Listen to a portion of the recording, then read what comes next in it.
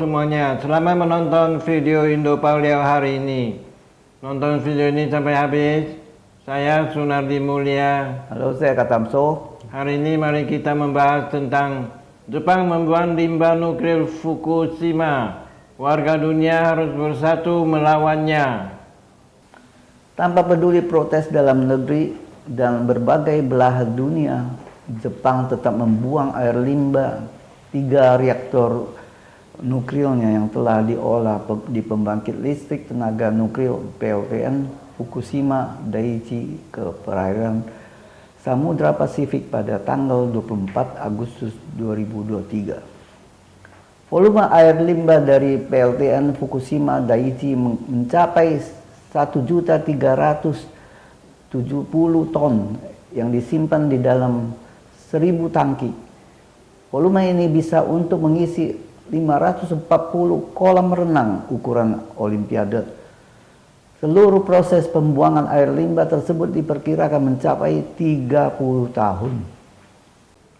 Perusahaan listrik Tokyo, TEPCO, menunjukkan hasil tes bahwa air olahan yang dibuang itu mengandung sekitar 63 becquerel satuan radioaktivitas triliun per liter. Jauh di bawah batas air minum Organisasi Kesehatan Dunia, yakni 10.000 becquerel per liter. Badan Tenaga Atom Internasional menyatakan air limbah nuklir Fukushima telah diolah dan aman dari residu berbahaya. Namun banyak negara keberatan, antara lain negara-negara di Kepulauan Pasifik, China, Korea Selatan, Korea Utara, dan 41% jumlah masyarakat Jepang juga menolak berdasarkan survei yang dilakukan pada Agustus 2023 oleh surat kabar Asahi Shimbun.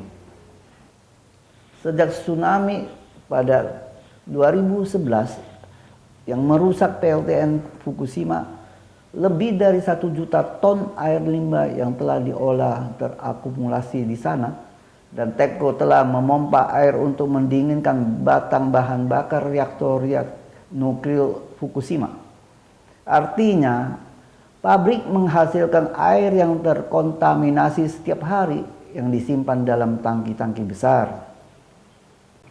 Lebih dari 1.000 tangki telah terisi dan dibutuhkan lahan untuk menampung tangki-tangki tersebut, serta membangun fasilitas baru yang bertujuan menonaktifkan pembangkit listrik itu dengan aman.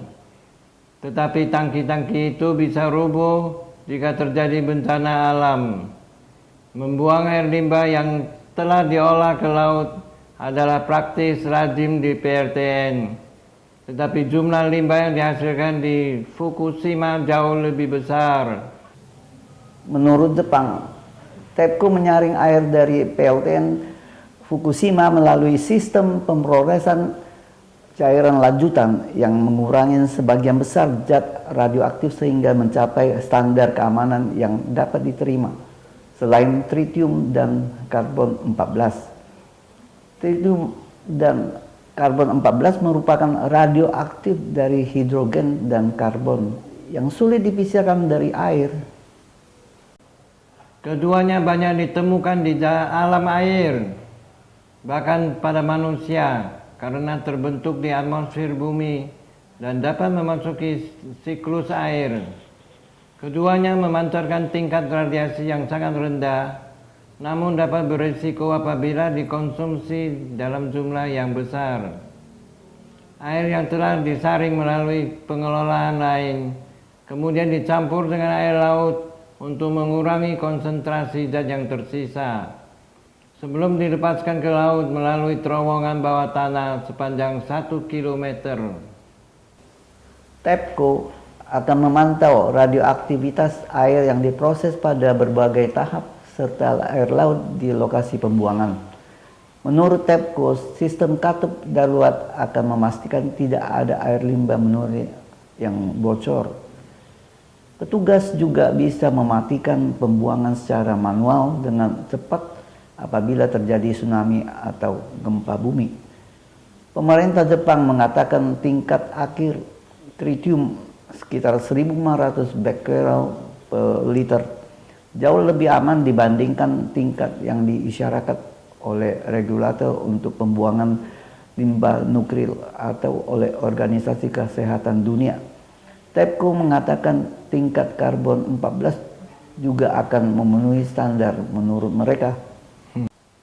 TEPCO dan pemerintah Jepang telah melakukan penelitian yang menunjukkan bahwa limbah yang dibuang hanya menimbulkan sedikit risiko bagi manusia dan kehidupan laut.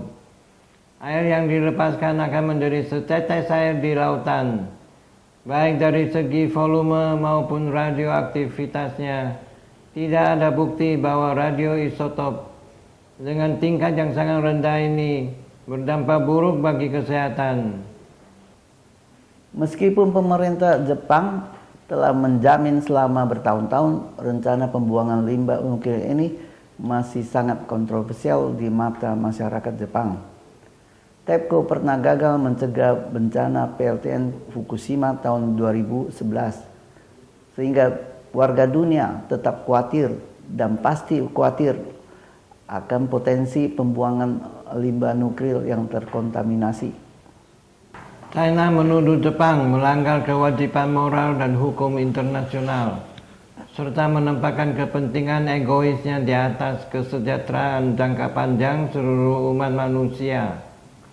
China juga memperingatkan bahwa Tokyo harus menanggung semua konsekuensinya dan telah melarang impor makanan laut yang berasal dari Fukushima serta wilayah sekitarnya. Sementara itu, Forum Kepulauan Pasifik menyebutkan pembuangan limbah nuklir Fukushima sebagai bencana besar kontaminasi nuklir.